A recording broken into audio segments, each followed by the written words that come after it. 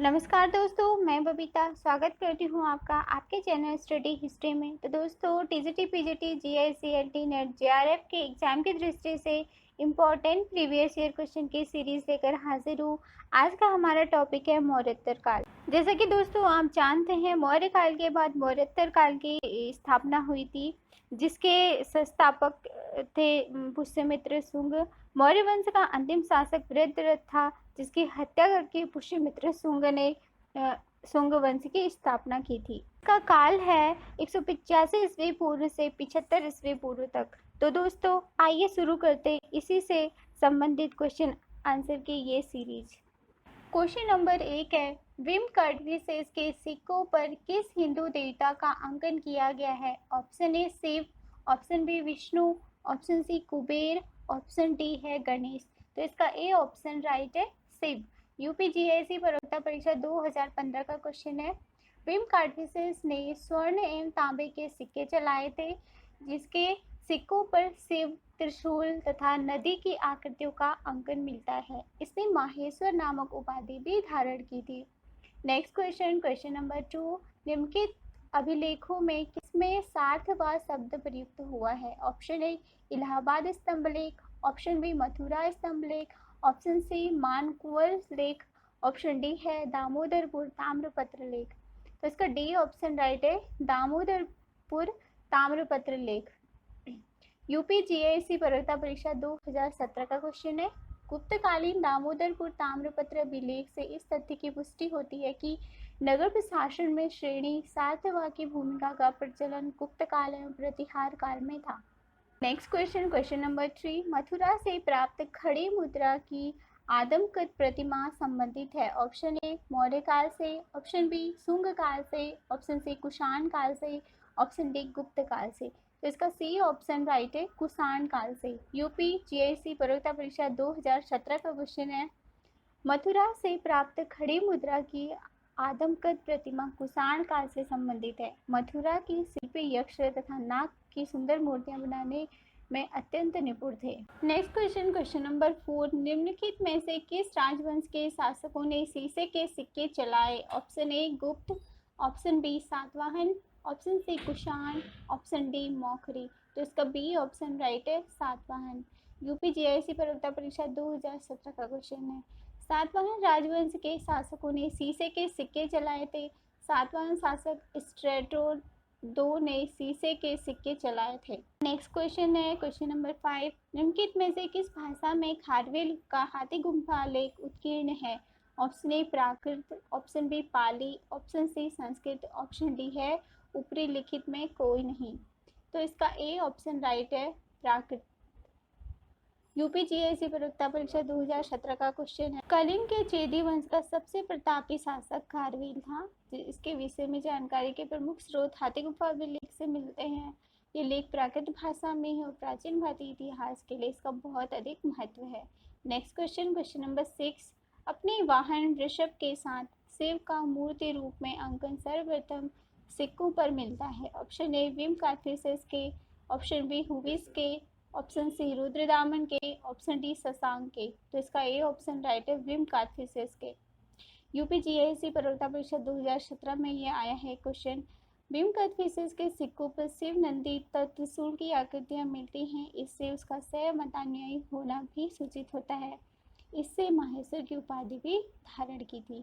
Next question number 7, निम्नलिखित में से कौन सा बौद्ध भिक्षु नागसेन से प्रभावित हुआ था? Option A Kanishka, option B Huvishka, option C Vasudeva, option D Menander. तो इसका डी ऑप्शन राइट है, मिनेंडर। यूपीजीएससी परीक्षा 2017 का क्वेश्चन है, बौद्ध भिक्षु नागसेन के शासक मिनेंडर प्रभावित हुआ था। मिनांडर तथा उसके पुत्र स्ट्रेटो प्रथम के सिक्के मथुरा से प्राप्त होते हैं। क्वेश्चन नंबर 8, उस राजवंश का नाम क्या था जिसने हत्या कर सकता हत्याई और जिसका अंत भी हत्या द्वारा हुआ? ऑप्शन ए चोल वंश, ऑप्शन बी शुंग वंश, ऑप्शन सी कुषाण वंश, ऑप्शन डी गुप्त वंश। तो इसका बी ऑप्शन राइट है, शुंग वंश। पीजीटी परीक्षा 2009 और पीजीटी परीक्षा 2010 दो सालों में आया ये क्वेश्चन, 2 बार रिपीट हो चुका है। अंतिम मौर्य सम्राट बृहद्रथ की हत्या इसके सेनापति पुष्यमित्र शुंग ने इस करके शुंग वंश की स्थापना की। अंतिम शुंग शासक देवभूति के मंत्री वासुदेव ने इसकी हत्या करके 75 ईस्वी पूर्व में कर्ण वंश की नींव डाली, लेकिन अंततोगत्वा अंतिम कर्ण शासक सुशर्मन की हत्या 30 ईस्वी पूर्व में सिमुक ने कर दी और एक नवीन ब्राह्मण वंश आर्य सातवाहन की नींव डाली। नेक्स्ट क्वेश्चन नंबर 9, शुंग वंश का संस्थापक कौन था? Option A Pushyamitra, option B Kharavela, option C Agnimitra, option D उपयुक्त में से कोई नहीं। तो इसका ए ऑप्शन राइट है, पुष्यमित्र। टीजीटी परीक्षा 2004 का क्वेश्चन है। नेक्स्ट क्वेश्चन नंबर 10, अधोलिखित में कौन योग सूत्र के रचयिता हैं? Option A Panini, option B Vashishtha, option C Patanjali, option D Baudhayana. तो इसका सी ऑप्शन राइट है, पतंजलि। यूपीजीएससी परीक्षा परीक्षा 2009 का क्वेश्चन है। योग सूत्र योग दर्शन का मूल ग्रंथ है। इसके रचयिता पतंजलि ऋषि हैं। पाणिनि की रचना अष्टाध्यायी ने की है। नेक्स्ट क्वेश्चन नंबर 11, महाभाष्य के रचनाकार हैं? Option A Panini, option B Katyayana, option C Sandhyakar Nandi, option D Patanjali. तो इसका डी ऑप्शन राइट है, पतंजलि। टीजीटी परीक्षा 2005 में आया हुआ एक क्वेश्चन है। महाभाष्य के रचनाकार पतंजलि के थे। ये पुष्यमित्र शुंग के पुरोहित थे। महाभाष्य से पता चलता है कि यवनों ने साकेत तथा माध्यमिक को रोक डाला था। नेक्स्ट क्वेश्चन नंबर 12, दो अश्वमेध यज्ञ निम्न में से किसने संपन्न किया था?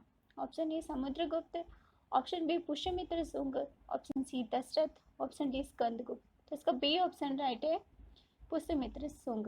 टीजीटी परीक्षा 1999 का क्वेश्चन है। आइदर लेख से पता चलता है कि पुष्यमित्र ने दो अश्वमेध यज्ञ किए। इसे संपन्न कराने का श्रेय पतंजलि को है। कालिदास द्वारा लिखित मालविकाग्निमित्रम में दोनों अश्वमेध यज्ञों के बारे में विस्तृत जानकारी मिलती है। नेक्स्ट क्वेश्चन नंबर 13, मनुस्मृति की रचना किस वंश के शासनकाल में हुई थी? ऑप्शन ए मौर्य वंश, ऑप्शन बी सातवाहन वंश, ऑप्शन सी शुंग वंश, ऑप्शन डी है कुषाण वंश। तो इसका सी ऑप्शन राइट हो जाएगा, शुंग वंश। पीजीटी परीक्षा 2009 का क्वेश्चन है। स्मृतियों हिंदू धर्म के कानूनी ग्रंथ हैं। इनका संकलन विभिन्न कालों में हुआ है। मनुस्मृति की रचना मौर्योत्तर युग में शुंग काल में हुई। मनुस्मृति के अनुसार स्त्री धन पर, माता के बाद पुत्रियों और उसके बाद बहुओं का अधिकार था। विधवाओं के लिए मुंडन की प्रथा का उल्लेख है। नेक्स्ट क्वेश्चन नंबर 14, निम्न में से किस ग्रंथ में यूनानी आक्रमण का उल्लेख है तथा यह भी पता चलता है कि यूनानी पाटलिपुत्र तक पहुंच गए थे? Option A Mahabhashya, option B Gargi Samhita, option C Malavika Agnimitra, option D है मिलिंद हो। तो इसका बी ऑप्शन राइट है, मिलिंद गार्गी संहिता। पीजीटी परीक्षा 2003 का क्वेश्चन है। यवनों के आक्रमण का उल्लेख महाभाष्य, गार्गी संहिता और मालविकाग्निमित्र में है, लेकिन पाटलिपुत्र तक पहुंचने का उल्लेख केवल गार्गी संहिता में ही है। गार्गी संहिता के युग पुराण खंड में यवन आक्रमण का उल्लेख मिलता है, जिसमें बताया गया है कि यवन आक्रांता साकेत पांचाल मथुरा को जीतते हुए कुसुम ध्वज पाटलिपुत्र के निकट जा पहुंचे हैं। नेक्स्ट क्वेश्चन नंबर 15, मालविकाग्निमित्रम नाटक में विदिशा के शासक के रूप में वर्णित अग्निमित्र किस राजवंश से संबंधित था? Option A Maurya, option B Shunga, option C Gupta, option D है शक। तो इसका बी ऑप्शन राइट हो जाएगा, शुंग। पीजीटी परीक्षा 2013 का क्वेश्चन है। मालविकाग्निमित्रम नाटक में विदिशा के शासक के रूप में वर्णित अग्निमित्र शुंग राजवंश से संबंधित है। यह महाकवि कालिदास का नाटक ग्रंथ है। इससे शुंगकालीन राजनीतिक गतिविधियों का ज्ञान प्राप्त होता है। इससे पता चलता है कि पुष्यमित्र का पुत्र अग्निमित्र विदिशा का राज्यपाल था तथा उसके विदिशा को जीतकर अपने राज्य में मिला लिया। कालिदास यवन आक्रमण का भी उल्लेख करते हैं। नेक्स्ट क्वेश्चन नंबर 16, भागिले की मुद्राएं कहाँ से प्राप्त हुई हैं? Option A Nashik, option B Kausambi, option C Godavari Krishna घाटी, ऑप्शन डी नर्मदा घाटी। तो इसका डी ऑप्शन राइट है, नर्मदा घाटी। टीजीटी परीक्षा 2013 का क्वेश्चन है। भागिले की मुद्राएं मध्य प्रदेश की नर्मदा घाटी से प्राप्त हुए हैं। यह पंचमार्ग तांबे की मुद्रा पर बैल, पेड़, सूर्य और नदी का चित्र अंकित रहता था तथा अशोक की ब्राह्मी लिपि में शहर का नाम भागिलय दाहिनी तरफ खुदा रहता था। नेक्स्ट क्वेश्चन नंबर 17, निम्न में से किस राजवंश के शासकों के नाम मात्र सत्तात्मक हैं? ऑप्शन ए मौर्य वंश, ऑप्शन बी सुंग, ऑप्शन डी सी है गण, ऑप्शन डी है सातवाहन। तो इसका डी ऑप्शन राइट है, सातवाहन। पीजीटी परीक्षा 2006 का क्वेश्चन है। उत्तर भारत के आर्यजनों के समाज में पिता का महत्व माता से अधिक था, परंतु सातवाहनों ने हमें पितृसत्तात्मक ढांचे का आभास मिलता है और उनके राजाओं के नाम उनकी माताओं के नाम पर रखने की प्रथा थी। Next question, question number 18, Satavahana काल का सर्वश्रेष्ठ शासक कौन था? ऑप्शन ए सातकर्णी प्रथम, option B Gautamiputra Satakarni, option C Yajnashri Satakarni, option D Simuka. तो इसका बी ऑप्शन राइट है, गौतमीपुत्र सातकर्णी। पीजीटी परीक्षा 2009 का क्वेश्चन है। गौतमीपुत्र सातकर्णी सातवाहन वंश का सर्वश्रेष्ठ शासक था। इसकी माता गौतमी बलश्री की नासिक प्रशस्ति और पुलुमावी के नासिक गुहा लेख से इसकी सैनिक सफलताओं के विषय में सूचना मिलती है। Next question, question number 19, Gautamiputra Satakarni किस वंश का शासक था? ऑप्शन ए शिशुनाग वंश, ऑप्शन बी सप्तकर्ण वंश, ऑप्शन सी सातवाहन वंश, ऑप्शन डी पुष्यभूति वंश। तो इसका सी ऑप्शन राइट है, सातवाहन वंश। टीजीटी परीक्षा 2001 का क्वेश्चन है। नेक्स्ट क्वेश्चन जो इस वीडियो का लास्ट क्वेश्चन है, निम्नलिखित में से कौन सा सातवाहन शासकों यवनों एवं पल्लवों के संहारकर्ता के रूप में जाना जाता है? Option A Hala, option B Simuka, option C Satakarni first, option D है गौतमीपुत्र सातकर्णी। तो इसका डी ऑप्शन राइट है, गौतमीपुत्र सातकर्णी। टीजीटी परीक्षा 2